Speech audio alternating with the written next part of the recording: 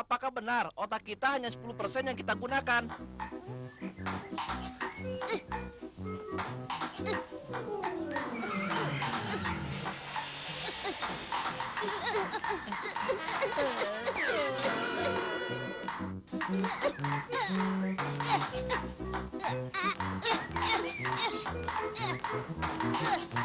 Kayak nonton pertandingan kelas dunia. Aku nggak mau lihat bola lagi, pusing.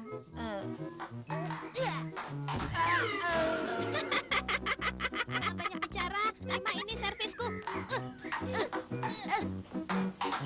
Ayo, smash yang keras. Hampir saja. Miri, kalau main pingpong pakai otak dong. Hampir saja kena kepalaku.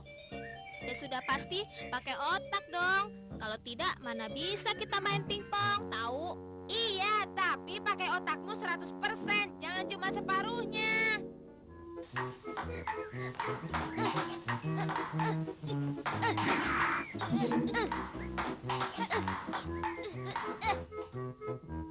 Kamu salah, Merico. Jangan sok tahu.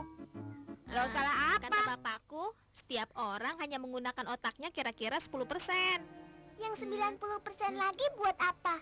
Masa begitu saja tidak tahu? Maksudku begini, ada yang pakai hanya 5%, ada yang 10%, dan mungkin saja ada yang 100%. Aku tahu sekarang. Kenapa si Kunir lebih pintar dari kita? Dia menggunakan otaknya 100%, iya tidak? Dan kamu, Miri, menggunakan otakmu 10%, si Tumar 5%, dan aku karena lebih pintar, mungkin 50%. Dan si Kencur karena belum bisa baca hanya pakai otaknya 1% saja. Enak aja, jangan sembarangan ya. Kak Kunir datang. Halo teman-teman, aku mau ikutan main, boleh kan? Boleh, ayo lawan aku sini. Ini bednya. Makasih, aku sudah siap. Yang pasti menang si Kunir dong. Si Kunir 100%.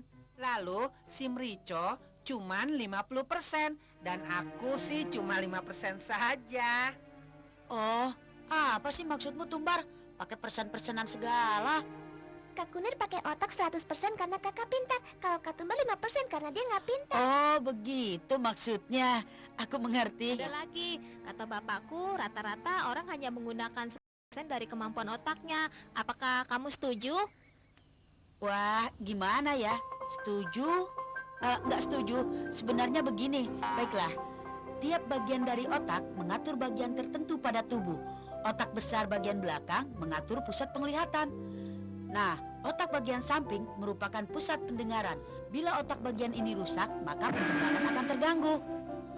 Otak bagian tengah mengatur kerja kulit terhadap rasa panas, dingin, dan sentuhan. Otak besar bagian tengah dan belakang merupakan pusat pengembangan kecerdasan, daya ingat, kemauan, dan juga sikap.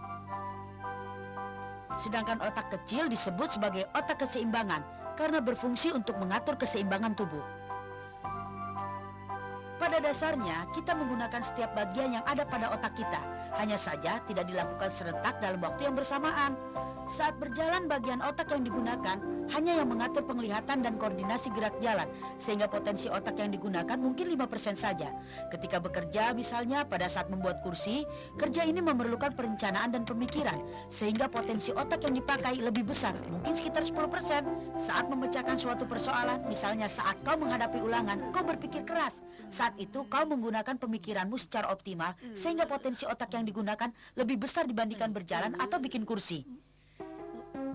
Jadi, sebenarnya manusia menggunakan semua bagian dari otaknya, tetapi tidak semuanya bekerja pada saat yang bersamaan. Nah, kamu mengerti kan, Bar? Terang saja kamu pintar. Otak kamu 100%. Sedang aku cuma 5%. Jadi kamu lebih pintar.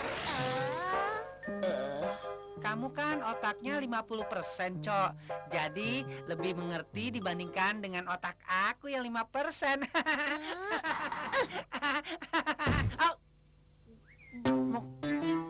Nah, apa sekarang kamu sudah mengerti?